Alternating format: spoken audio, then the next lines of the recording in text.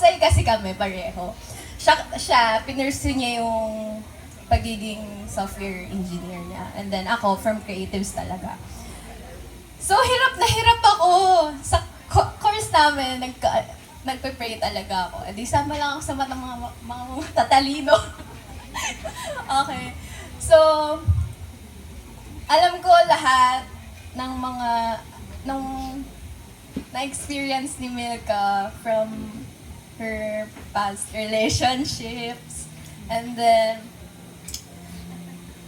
so, si Milka, she's a brave girl and goal-getter talaga siya. I mean, what she wants, she gets.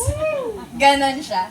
Ganon siya. And I think, first meet kami ni Frank, sabi ko, oh my God, he's the man. So, I'm happy that you're here and I know you deserve all this, this beautiful wedding. Kasi I know you've been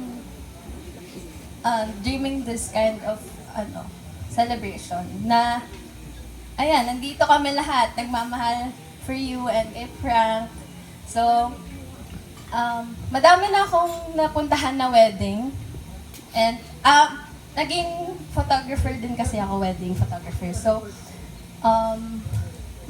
alam mo yung genuine na love, na feel mo siya, hindi siya through materials.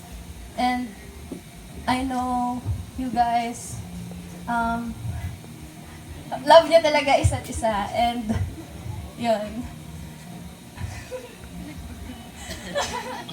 Ayan, alam na din na yung Frankie story ko. So, pupunta ako sa kanila when I want to get, advice and help. And, I'm happy you